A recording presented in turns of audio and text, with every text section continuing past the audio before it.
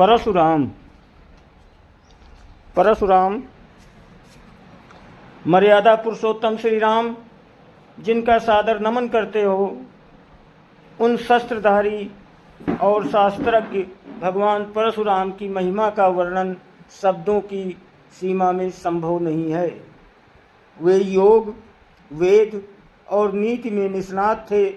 तंत्र कर्म तथा ब्रह्मास्त्र समेत विभिन्न दिव्यास्त्रों के संचालन में भी पारंगत थे।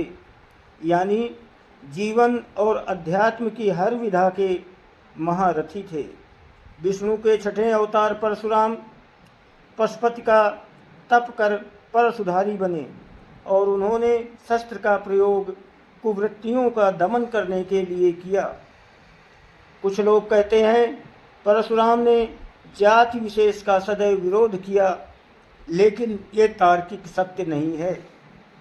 तथ्य तो ये है कि संहार और निर्माण दोनों में कुशल परशुराम जाति नहीं अपितु अवगुण विरोधी थे। गोस्वामी तुलसीदास के शब्दों में जो खल दंड करहु नहीं तोरा, भ्रष्ट होए श्रुति मार्ग मोरा की परंपरा का ही उन्होंने भली भांति पालन किया। परशुराम ने ऋषियों के सम्मान की पुनरुत्थापना के लिए शस्त्र उठाए। उनका उद्देश्य जाति विशेष का विनाश करना नहीं था। यदि ऐसा होता तो वे केवल हैह वंश को समूल नष्ट न करते। जनक, दशरथ आदि राजाओं का उन्होंने समुचित सम्मान किया। सीता स्वयंवर में श्री राम की वास्तविकता जानने के बाद प्रभु का अभिनंदन किया तो कौरव सभा में कृष्ण का समर्थन करने में भी परशुराम ने संकोच नहीं किया। कर्ण को श्राप उन्होंने इसलिए नहीं दिया कि कुंती पुत्र किसी विशिष्ट जाति से संबंध रखते हैं, वरन असत्य वाचन के दंड के स्वरूप कर्ण को सारी विद्या विस्मृत हो जाने का श्राप दिया था।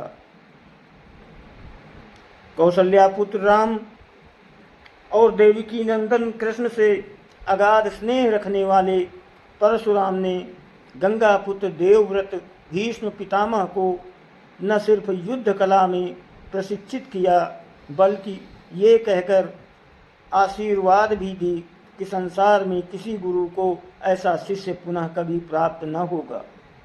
पौराणिक मान्यता के अनुसार अक्षय तृतीया को ही त्रेता युग का प्रारंभ हुआ था। इसी दिन यानी बैसाख शुक्ल तृतीया को सरस्वती नदी के तट पर निवास करने वाले ऋषि जमदग्नि तथा माता रेणुका के घर प्रदोष काल में जन्मे थे। परशुराम के क्रोध की चर्चा बार बार होती है, लेकिन आक्रोश के कारणों की खोज बहुत कम हुई है।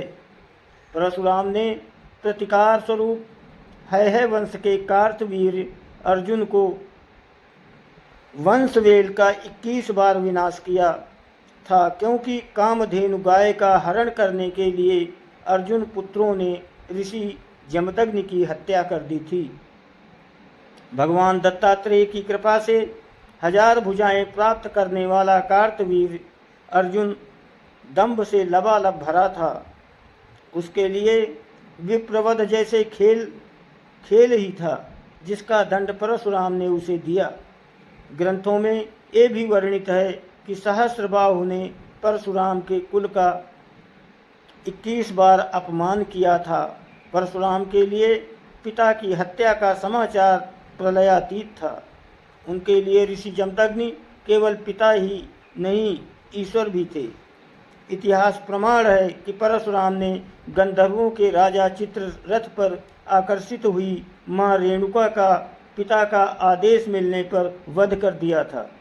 जमदग्नि ने पित्राज्ञा का विरोध कर रहे पुत्रों रुक्मवान, सुखेन, वसु तथा विश्वानस को जड़ होने का श्राप दिया, लेकिन बाद में परशुराम के अनुरोध पर उन्होंने दयावश पत्नी और पुत्रों को पुनर्जीवित कर दिया।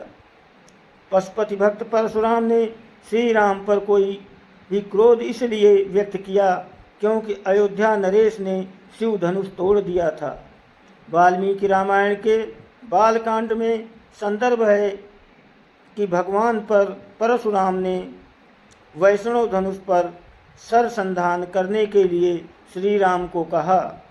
जब वे इसमें सफल हुए तब परशुराम ने भी समझ लिया कि विष्णु ने श्री राम स्वरूप धारण किया है। परशुराम के क्रोध का सामना तो गणपति को भी करना पड़ा था। मंगल मूर्ति ने परशुराम को शिव दर्शन से रोक लिया था। रुष्ट परशुराम ने उन पर परश प्रहार किया, जिससे गणेश का एक दांत टूट गया और वे एक दंत कहलाए। अश्वत्थामा, हनुमान और भांति प्रभु स्वरूप परशुराम के संबंध में भी ये बात मानी जाती है कि वे चिरजीवी हैं।